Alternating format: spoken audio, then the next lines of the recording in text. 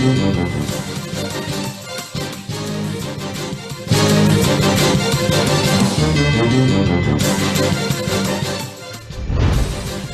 na ang mga malalaking balitang Central Luzon ngayong araw. Department of Agriculture, pinabulaan na may shortage sa supply ng manok. Mahal na halaga ng feeds, sanhi umano ng pagtaas sa presyo nito. Fishing ban ng China sa West Philippine Sea, inalmahan ng gobyerno. Patuloy na pangingisda ng mga Pilipino sa teritoryo ng bansa, babantayan ng Coast Guard at BFAR.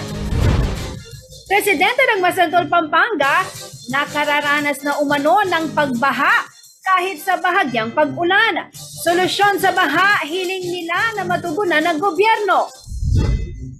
At e-sport player mula sa Mexico, Pampanga, gold medalist sa SEA Games. Pangulong Duterte, dodoblihin ang cash incentives ng mga nanalong atleta sa SEA Games.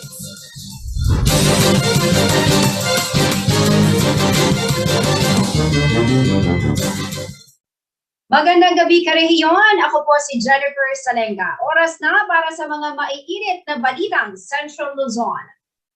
30 to 40 pesos ang itinaas ng presyo kada kilo ng karne ng manok sa ilang malalaking public market sa Pampanga. Ilan sa mga retailer umaaray na sa mataas na puhunan habang umaalma naman ang mga consumer dahil sa naiipit na budget. Ayon po sa Department of Agriculture, hindi supply ng manok ang dahilan nito, kundi ang mataas din daw na presyo ng pagkain nito o feeds. Pakinggan natin ang ulat ni Pauline Santos.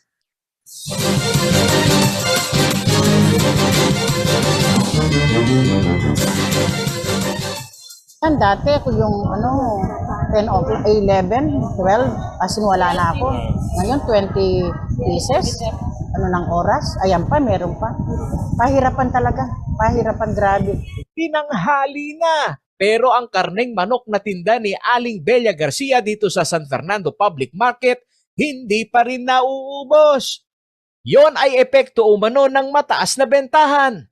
Si Raquel Mendoza, nasuki ni Aling Bel, binabawasan na raw muna ang pagbili ng manok para maipagkasya ang naiipit na budget. Oo, nabawasan ngayon. Ngayon puro isda, gulay. Kung saan po yung mura? Oo, kung sa inyo mura, dun kami.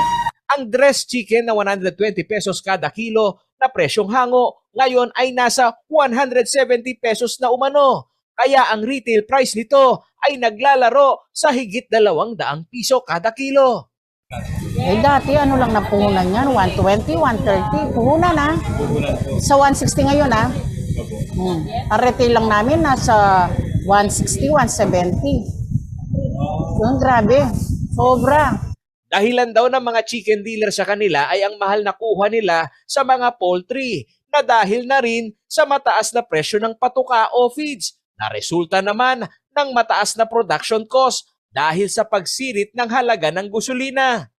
Sabi nila, mahal daw lahat. Yung feeds, yung kinakain ng mga manok, and then parang yung gas, yung halos gano'n na, parang nagkapatong-patong na lahat ang Ang presyong ito ng manok sa siyudad ng San Fernando hindi nagkakalayo sa bentahan mismo ng bagsakan ng manok sa Pampang Public Market.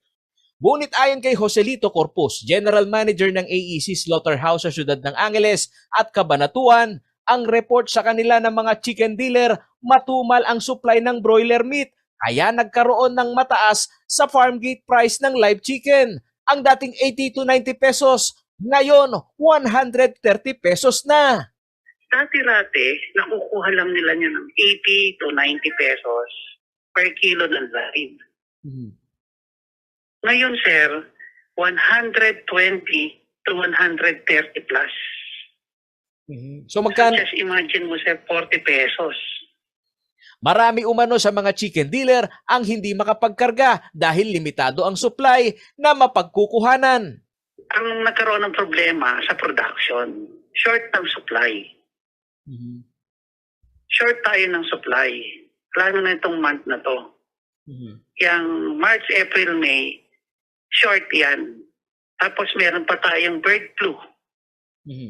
Yan pa yung naka-apekto. Maraming hindi nagkakarga.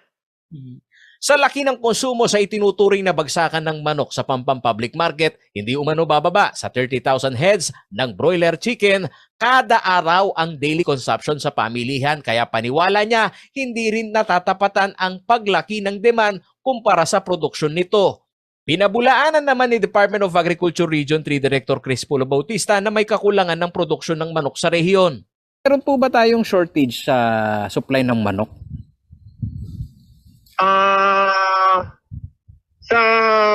Dito sa region natin wala, marami tayo eh. Nationally ang alam ko marami rin eh. Numero 1 umanong factor sa pagtaas o galaw ng presyo ng manok ay ang mahal na halaga ng feeds o patuka. Majority ng source natin ng component ng feeds galing abroad, specifically yung wheat. Malaki ang production na nawala dahil dito sa Ukraine war. Ang Ukraine, malaki ang production niya.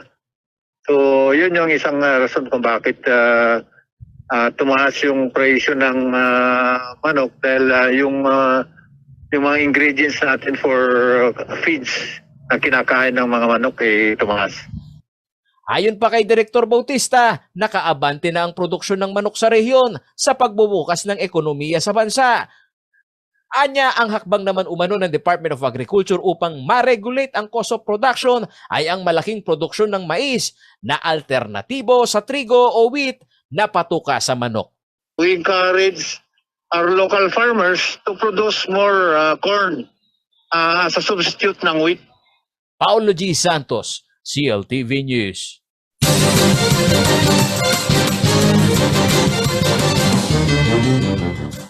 Pinalakas na umano ng Social Security System o SSS at online transactions dito para mas mapabilis ang access ng mga miyembro sa mga benepisyo na nararapat para sa kanila. Halos lahat ng SSS programs ay maaari nang applyan online. Ang iba pang detalye sa ulat na ito.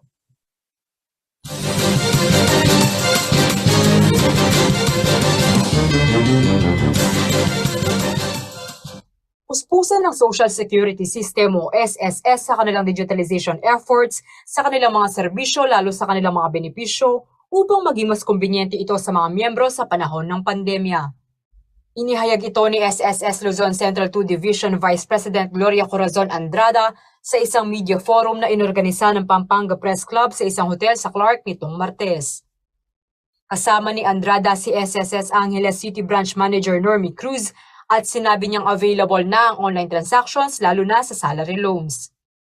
Ayon naman kay Andrada, may 7 benepisyo ang SSS members kabilang ang sickness, maternity, disability, retirement, funeral, death at unemployment. Maliban sa death benefits, ang lahat ng nasabing benepisyo ay available na sa pamamagitan ng online transactions. Sabi ni Cruz, may mga nakapag-avail na para sa mga salary loan at unemployment benefits sa pamamagitan ng online transactions. Ang SSS Unemployment Insurance o kilala rin bilang Involuntary Separation Reward ay isang financial benefit na ibinibigay sa miyembro ng SSS na natanggal sa trabaho mula May 5, 2019. Ang unemployment benefit ay one-time payment na katumbas ng 50% ng buwan ng sahod at ibibigay ito ng hanggang 2 buwan. Ayon kay Andrada, mas madali na rin daw ang magbayad ng monthly contribution ngayon sa tulong ng financial technology gaya ng GCash. Liana Canilaw, CLTV News.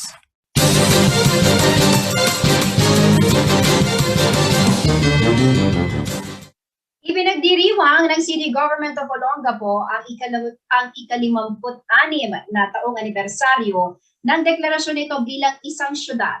Sentro umano ng selebrasyon ang serbisyo sa mga mamamayan ng Gapo kung saan ilulunsad ang mga programa ng bawat departamento ng lokal na pamahalaan. Ang detalye sa ulat ni Angelica Cara.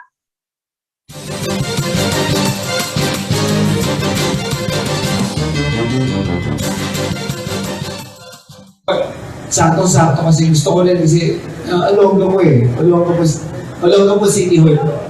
Diba? Hindi po siya, okay naman po, maganda naman po, celebrate natin lahat ng pwede i-celebrate. Pero ito po kasi yung para sa city talaga, walang halong politika, walang halong personality, Olongapo lang talaga. Ipinagpapasalamat umano ni Olongapo City Mayor Roland Paulino Jr. na tapos na ang eleksyon, kung kaya't ang selebrasyon na ika-56 na anibersaryo ng kanilang cityhood ay tunay na nakasentro sa mamamayan ng Gapo.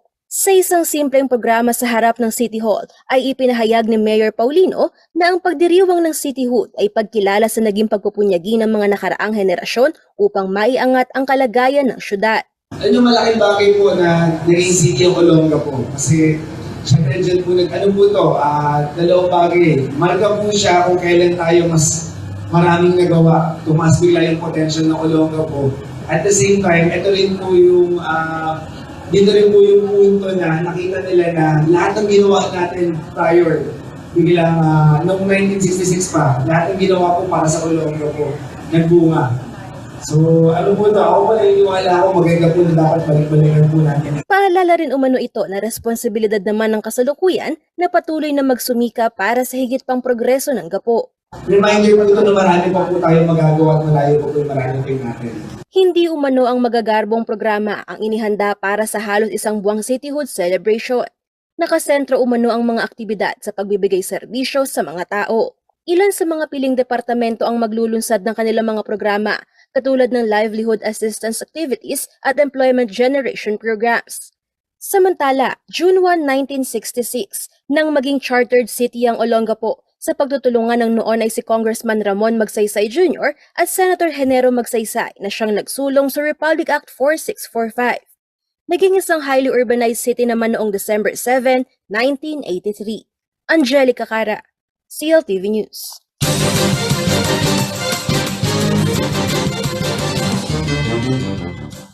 Sa pagbabalik ng CLTV News.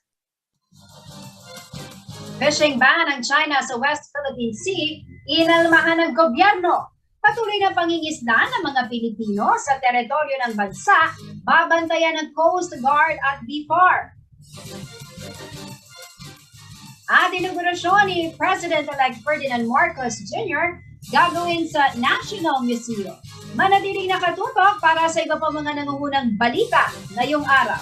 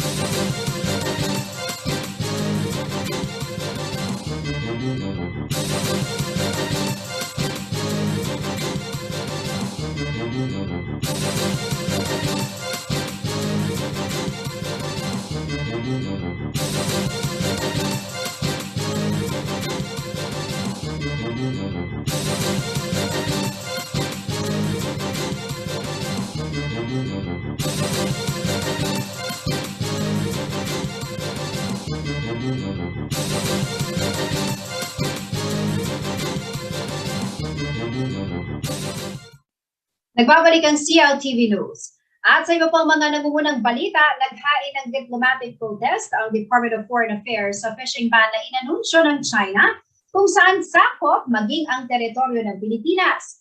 Kaugnay nito ay hinihikayat ang mga Pilipinong mangingisda na patuloy na pumalaot habang ang Philippine Coast Guard at BFAR ay patuloy umunang magbabantay sa kanilang kaligtasan.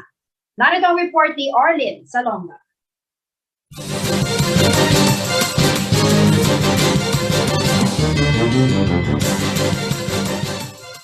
Hinikayat ng Philippine Coast Guard o PCG at Bureau of Fisheries and Aquatic Resources o BFAR ang mga mangingisdang Pilipino na ipagpatuloy ang pagpalaot sa mga katubigang sakop ng teritoryo ng Pilipinas.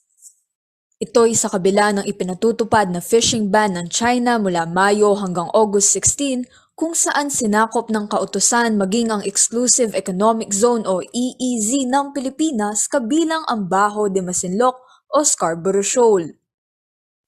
Naghain ng diplomatic protest ang Pilipinas laban sa naturang fishing ban. Sa isang panayam, sinabi ni Admiral Artemio Abu, commander ng PCG, na malaya pa ring makapangisda sa karagatang sakop ng Pilipinas ang mga mangingisdang Pinoy kahit pa isinama ito ng China sa kanilang fishing ban. Sa bahagi naman ni Undersecretary Eduardo Gongona ng B4, patuloy daw ang kanilang pagpapatrolya at ng PCG sa mga lugar na sakop ng Pilipinas. Ito'y upang mapangalagaan ng mga mangingisda, kanilang sasakyang pangisda at kapaligiran. Nasa open fishing season pa rin daw kaya pinapayuhan nila ang mga mangingisda na lumabas at mangisda sa ating katubigan. Arlen Salonga, CLTV News.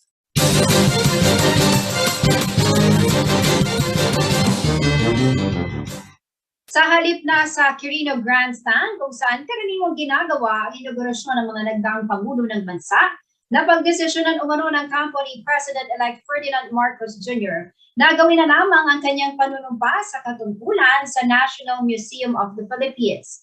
Kasalukuyan umano ginagamit ang grandstand sa COVID-19 drive ng gobyerno at ayaw nila itong matigil para sa inaugurasyon. Narito ang detalye.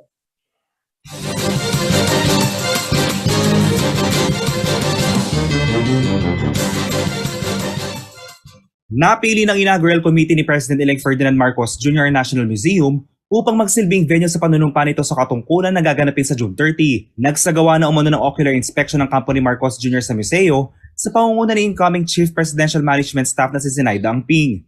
Sinabi ni Angping na akma ang lugar at gusali para sa disenyo ng gagawing inaugurasyon. Bago mapagdesisyon na nagagawing venue National Museum, dati nang sinabi ni President-elect Marcos Jr. na si Quirino Grandstand, inaasahang gagawin ang kanyang inaugurasyon kung saan dito rin nanumpa ang karamihan sa mga naging pangulo ng bansa. Ngunit kasalukuyan pa rin umunong ginagamit sa COVID-19 efforts ng gobyerno at hindi nila ito nais na magambala. Samantala, ang National Museum ay naidisenyo noong 1918 at ganap na itinayo noong 1926 upang magsilbing bagong tahanan ng pambansang aklatan ng Pilipinas. Isinara din ito noong 2020 sa kasagsagan ng pandemya ng COVID-19 at muling binuksan sa publiko noong Marso ng nakaraang taon matapos lumuwag ang COVID restrictions. Bukod kay Marcos Jr., ang iba pang pangulo ng Pilipinas na numpa sa pambansang museo ay kinabibilangan ni Manuel L. Quezon taong 1935, Jose P. Laurel 1943 at Manuel Rojas 1946. JM De Jesus, CLTV News.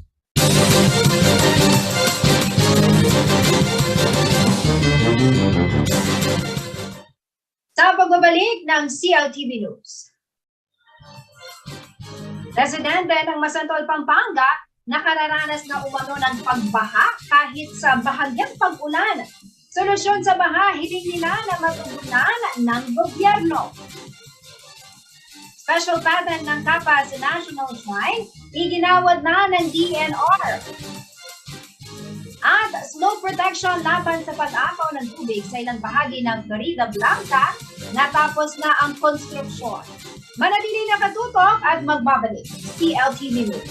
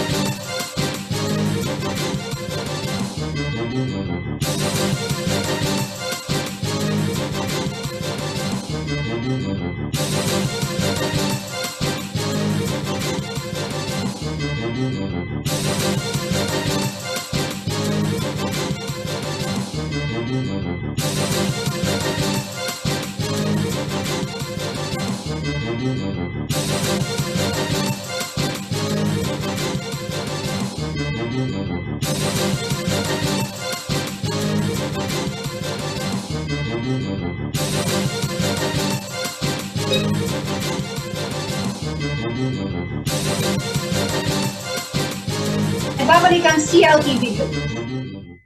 Halos kapapasok pa lamang ng panahon ng tag-ulan at problemado na ang ilang residente sa Masantol, Pampanga dahil sa baha.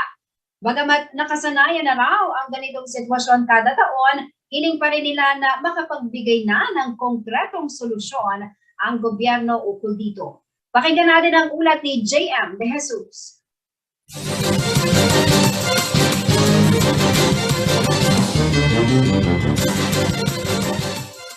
Kilala ang bayan ng Masantol, Pampanga bilang catch basin o saluhan ng tubig mula sa mataas na bahagi ng Pampanga at Karatig Lalawigan. Sa barangay Bebe Anak na sakop ng bayan, mahigit 30 taon nang naninirahan ng pamilya Dumanakal.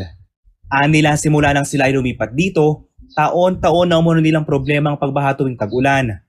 At dahil malapit na kanilang bahay sa Pampang, madalas din nilang maranasan ang biglang pag-apaw ng tubig tuwing high tide. Kaya ang baha, katuwang na umuno nila sa kanilang pang-araw-araw na pamumuhay. Yan po, yung bahay na yan, lumulubog po. Kaya ang ginawa ng mister ko, itinaas na po ito. Ang problema naman po namin, pag bumabagyo, nandun po kami sa eskwelahan kasi tumutulo yung bahay namin. Nanay, ito naman, papakita natin yung marka hanggang saan yung baha dito. Dito po. Dito. Ayan, hanggang dyan, kaya Ayan. evacuate po kayo. Opo. At saka mga pinagtatabing na lang namin yan, kuya, kasi natanggal yan ng bagyo. Ang barangay Bebe Anak ay isa sa 10 coastal barangays ng Masantol. Dito nakatirik ang daang-daang mga bahay na sumasalo sa tubig baha. Kaya mga pamilya kagaya ng Dumanakal, nasanay na umuno sa pag-akyat ng kanilang mga gamit at paglikas anumang oras. Yung mga anak ko po, tinataas namin sa taas yung namin, yung mga gamit nila. Tapos doon ko sila pinapapanik. Kaso pag umuulan, may bagyo, basang-basa kami kasi tumutulo yung bubungan namin. Minsan, nagbabakwit kami sa eskwelahan. Binubuhat ko lahat sila, dinadala ko lahat sila doon. Kasi hanggang dito yung tubig dyan, pagkabaha talaga Nakasanayan man nila ang ganitong uri ng pamumuhay, hiling pa rin ng mga residente na sana ay dumating ang panahon na komportable silang makatulog tuwing tag-ulan at walang aalahaning high tide. Ang mababang lokasyon ng topografiya ng bayan ang numero 1 dahilan ng pagbaha, kaya kinasama ni Mayor-elect Tonton Bustos ng Technical Working Group na binubuo ng mga eksperto upang gumawa ng mga pag-aaral. Ito mo ang gagawing basihan ng flood control project na ipapanukalang maitayo sa Masantol. Of course, we would consult with the technical experts. We have pool of engineers para naman maging sustainable ang blueprint, ang plano natin dito sa pagbaha, dito sa bayan natin. Alam naman natin na kailangan talaga natin ng mga eksperto sa field ng pagbaha, sa field ng infrastructures. Kaya we've met with the technical working group sa engineering side, sa infrastructure para makita natin kung paano maging efficient ang mga infrastructure na dapat itayo at kung paano ang magiging dapat flow ang phase-by-phase development ng solution natin para sa pagbaha. Kailangan rin umunong malawakang information drive sa mga residente upang maging bahagi sila ng pagpaplano at maintindihan ng mga itatayong proyekto kontra baha. Tayo po, ina-address po natin unang-una, bago po sa infrastructure, gusto po natin merong information drive sa ating mga kababayan, sa ating mga constituents, para naman kapag nag-invest na po tayo sa infrastructures, ay maging sulit po ito. At dahil idineklara ng pag-asa ang pagsisimula ng tag-ulan, nakipag-usap na din umuno si Mayor-elect Bustos sa mga departamento ng LGU at iba pang ahensya ng gobyerno upang kahit anumang oras ay handa ang tulong kailangan ibigay. We've met with the different heads, department heads, especially dito sa disaster risk reduction dito po sa munisipyo natin. Dahil gusto po natin, pagdating po ng tag-ulan, day 1 pa lamang, nandyan na po yung mga pre-positioned food packs water and medical supplies para agad-agad may bigay po natin yung tulong sa mga kababayan natin. Hindi yung kailan panahon ng sakuna, dun pa lang tayo mag-request. Tayo po proactive, hindi po tayo reactive. Gusto natin handa tayo at prepared tayo sa magandang klaseng sitwasyon. Kung kaya't inumpisahan na po natin, simulan na po natin yung coordination with the department heads para po maging smooth ang ating service sa ating mga kababayan. JM De Jesus, CLTV News.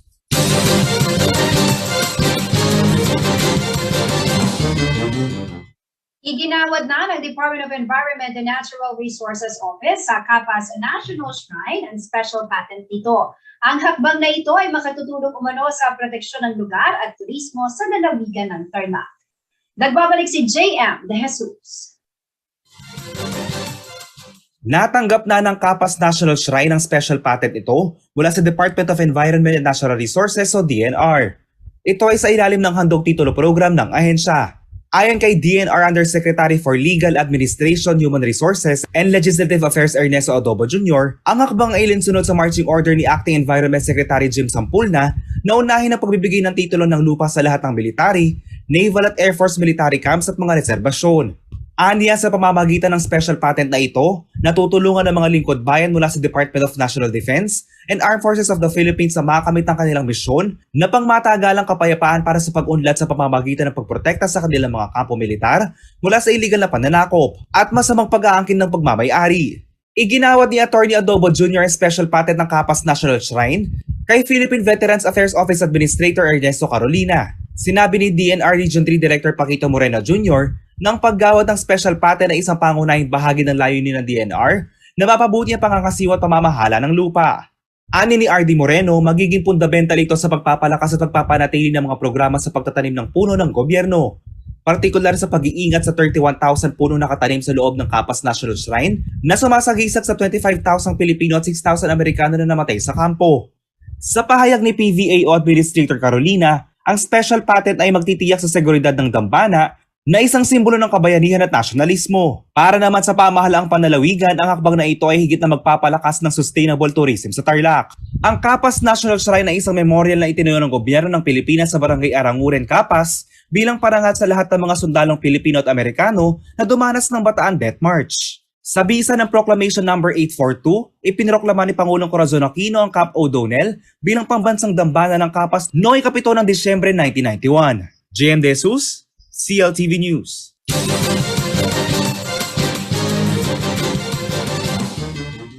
Isang karagdagang slow protection ang nakompleto ng Department of Public Works and Highways o DPWH sa Barangay Valdez, Florida Blanca, Pampanga. Ang nasabing 124 linear meter revetment wall ay nagkakahalaga ng halos 20 million pesos at pinondohan sa ilalim ng 2022 national budget. Ang isinagawang flood mitigation structure ay dagdag sa dati ng mga proyekto sa kaba ng Parac River. Bukod dito ay may isa pang istruktura na inaasahang makukumpleto ng kagawaran bago matapos ang taon. Inaasahan sa tulong ng mga proyektong ito ay maiiwasan na ang pag-apaw ng nasabing ilog. Sa pagbabalik ng CLTV News. Political accommodation sa committee chairmanship sa Senado, kapansin-pansin umano ayon sa political analyst. Konfirmasyon ang 5 appointees ni President Duterte hindi pa naprobahan. Pagpili ng opisyal, dapat naman ang ipaubaya sa bagong Pangulo. E-sport player mula sa Mexico, Pampanga, gold medalist sa SEA Games. Pangulong Duterte dodoblehin ang cash incentives ng mga nanalong atleta sa SEA Games. Manatili nakatutok at magbabalik ng CLTV News.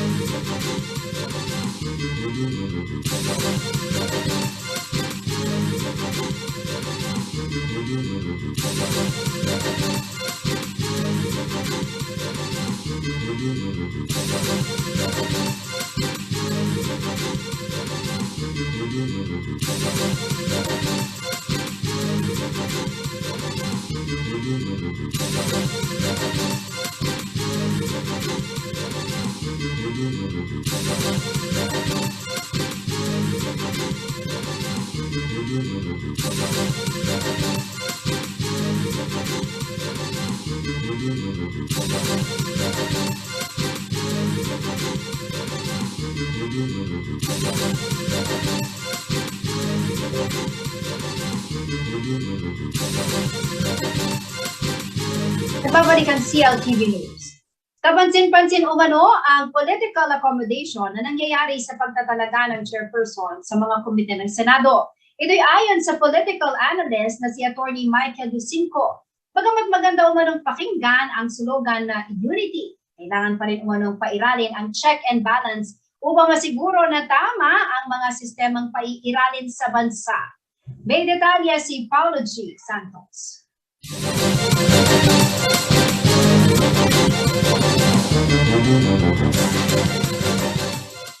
Inanunsyo na ni Senate Majority Floor Leader Juan Miguel Zubiri ang posisyon at komite na hahawakan ng mga senador sa papasok na 19th Congress. Si Senator Loren Legarda umano ang itatalagang President pro tempore.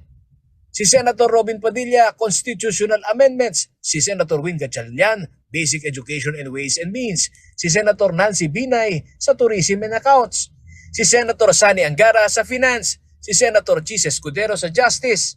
Si Senator Francis Tolentino sa Blue Ribbon, si Senator Amy Marcos sa Foreign Relations, si Senator Bongo sa Health and Sports, si Senator Bong Revilla sa Public Works, si Senator Risa Hontiveros sa Women and Children, si Senator J.V. Ercito sa Local Government and Higher Education, si Senator Jinggoy Estrada sa Labor, si Senator Grace Po sa Public Services, si Senator Raffy Tulfo sa Overseas Filipino Workers and Energy. Interesado naman umano si Senator Coco Pimentel na tumayo bilang Minority Floor Leader.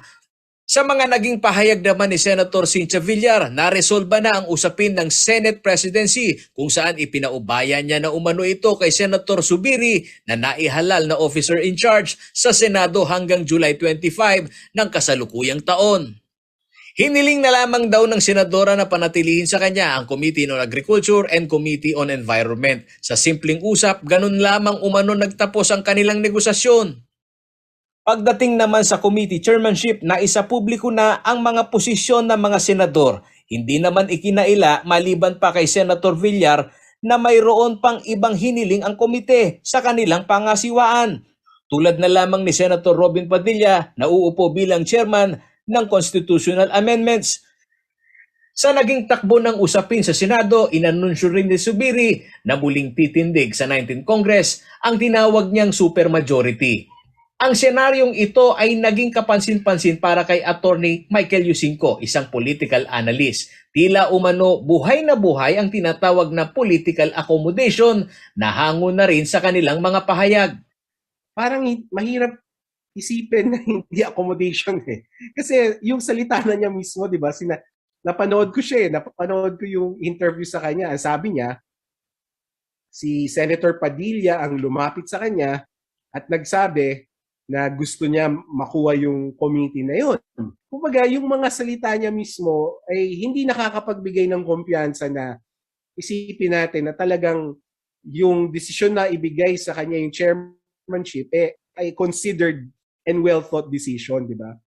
Ang pagtatalaga umano ng tao sa komite ay kinakailangang hango sa kapasidad at karanasan ng isang mambabatas. Partikular na pinunto ni Atty. Lucinco na isang advocate ng constitutional amendment ay ang pagbibigay kay Senator-elect Padilla ng Committee on Constitutional Amendment. Gawin na natin ganito, Paulo G. Sabihin natin, ako, isa akong nag-aaral ng batas, isa akong nag-aaral ng ating konstitusyon. Papayag ba yung mga manonood ng sine kung ako yung gawing bida ng isang pelikula? Na wala akong karanasan sa pag-arte, wala akong background sa cinema, na kukunin na lang ako basta ng isang producer at gagawin akong leading man or action man ng isang pelikula. Papayag ba yung mga manonood? Kahit naman sabihin, hindi, yung supporting actor naman, Batikan. Si Batikan na artista. Hindi, di ba? Kasi, wala akong kaalaman, wala akong karanasan sa pag-aartista. And therefore, wala akong karapatan na maging leading man o maging bida sa isang pelikula. Di ba? Nangangamba umano siya sa ipinapakitang postura ng lehislatura na tila mayroong political accommodation sa papasok na administrasyon kung saan posibleng makompromiso ang check and balance. Parang hindi siguro democratic yung magiging itsura in the sense na puros kakampi ng executive branch yung ating nasa legislature, no? Di maganda yon para sa demokrasya kung lagi na lang nagra-rubber stamp ang ating kongreso sa kung ano man sabihin ng executive natin, no? Kasi ang design ng ating saligang batas is check and balance. Ayon kay Yusinko, dapat maintindihan ng taong bayan ang disenyo ng konstitusyon pagdating sa pamamalakad ng pamahalaan ay nakatuntong sa prinsipyo ng check and balance. Hindi umano pwedeng ilapat sa lahat ng pagkakataon ang unity slogan ng papasok na administrasyong Marcos. Ang tatlong mayoryang sangay ng gobyerno, ang executive, legislative at judiciary ay kailangan pa ring maging mapanuri at mapagbantay sa bawat isa.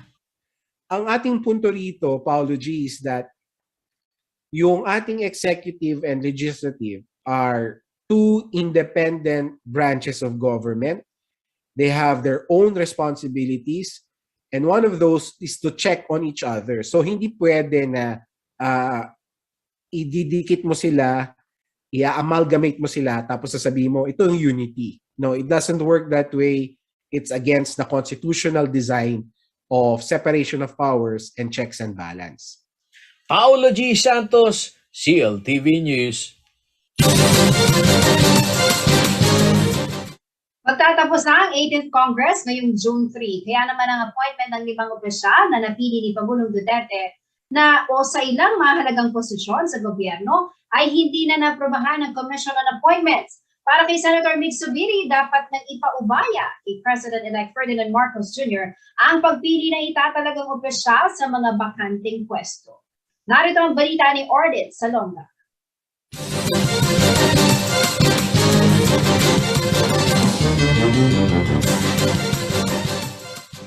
Ilang araw bago ang pagbaba sa pwesto ni President Rodrigo Duterte, posibleng hindi na umano makumpirma ang 5 appointees nito matapos na malagpasan ang mga ito ng 2 beses ng Commission on Appointments at magtatapos na ngayong June 3 ang 18th Congress. Kabilang sa mga ito ay sina Commission on Audit o COA Chairperson Rizalina Novel Hustol, Civil Service Commission Chairperson Alexei Nograles, Commission on Elections Chairperson Saidamen Pangarungan, COMELEC Commissioner Amy Torrefranca Neri, at COMELEC Commissioner George Erwin Garcia. Iminungkahi rin Senator Juan Miguel Zubiri na hayaan na lamang si President-elect Ferdinand Bongbong Marcos Jr.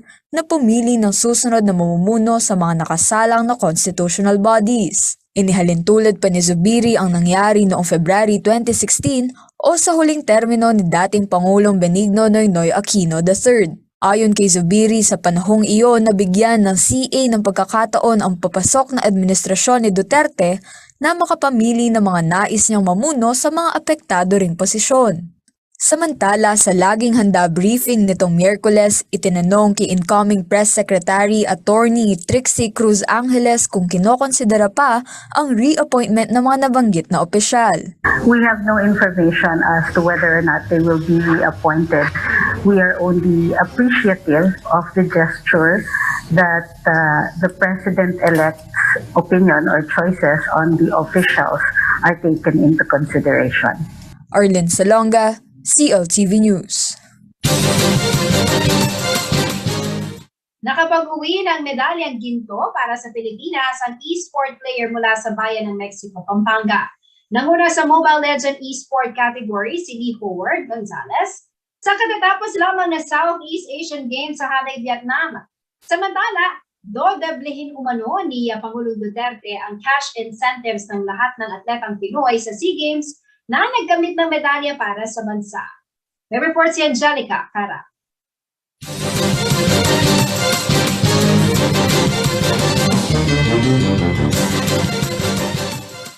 Binigyang pagkilala ng lokal na pamahalaan ng Mexico, Pampanga ang e-sport player na si Lee Howard Gonzalez na kauuwi lamang mula sa katatapos na 31st Southeast Asian Games sa Hanoi, Vietnam. Si Lee na mas kilala sa tawag na Owl ay nagkamit ng medalyang ginto sa SEA Games sa Mobile Legends esports category. Iginawad ng lokal na pamahalaan sa pangunguna ni Mexico Mayor Teddy Tumang at ng Sangguniang Bayan ang Certificate of Recognition at 50,000 cash gift kay Gonzalez sa kanyang pagbibigay karangalan sa bayan at sa Pilipinas. Si Aul ay mula sa Barangay Buena Vista sa Mexico, Pampanga. Kaugnay naman ng Southeast Asian Games, inanunsyo ni President Rodrigo Duterte na dodoblehin ng gobyerno ang ibibigay na cash incentives sa mga atletang Pilipino na nakapag-uwi ng medalya sa bansa. Sa ilalim ng Republic Act 10699 o ang Incentives Law, bawat medalya sa SEA Games ay may katumbas na cash incentive na 300,000 para sa gold medal, 150,000 sa silver at 60,000 sa bronze. Ang halagang ito ay dobleng matatanggap ng mga SEA Games medalist ngayong taon. Lubos umanong ikinatuwa at ipinagpapasalamat ni Pangulong Duterte ang pag-angat ng mga manlalarong Pinoy sa bandera ng bansa kung saan humakot ang mga ito ng 52 na gold medals, 50 silver at 105 na bronze. Ito ang naglagay sa Pilipinas sa ika-4 na pwesto sa SEA Games ngayong 2022 na sinalihan ng 11 mga bansa.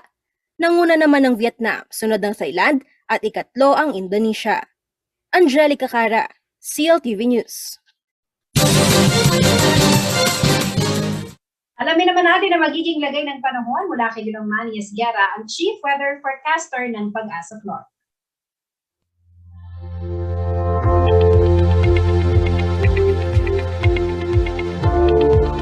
Narito po magiging taya ng panahon sa susunod na 24 oras.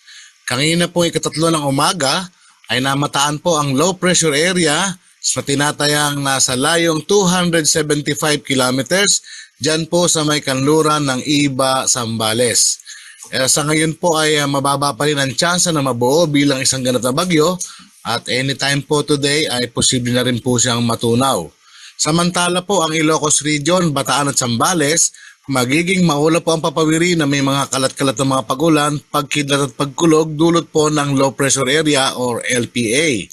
At ang Metro Manila naman po at nalalabing bahagi ng bansa, kasama na po dito ang Pampanga, ay magiging bahagya hanggang sa kuminsan ay magiging maulap din po ang papawirin sa bandang hapon o gabi na mayroon po tayong inaasahang mga isolated rain showers at thunderstorm.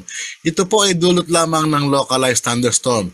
So pinag-iingat pa rin po ang lahat dahil kuminsan po ay pwedeng bumugso ng malakas na hangin, malakas na ulan na dulot po ng thunderstorm kaya magdala po ng gamit panangga sa araw, panangga rin sa ulan.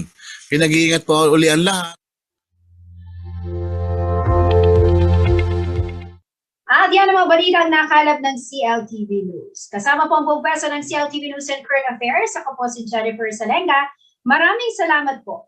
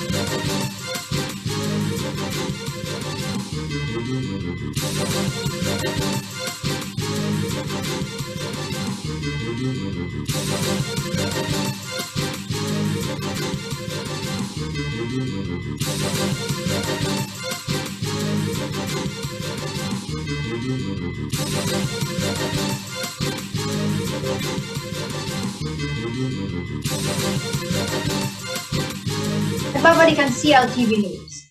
Kapansin-pansin umano ang political accommodation na nangyayari sa pagtatalaga ng chairperson sa mga komite ng Senado. Ito'y ayon sa political analyst na si Attorney Michael Lucinco. Bagamat maganda umanong pakinggan ang slogan na unity, kailangan pa rin umanong pairalin ang check and balance upang masiguro na tama ang mga sistemang paiiralin sa bansa. May detalye si Paulo G. Santos.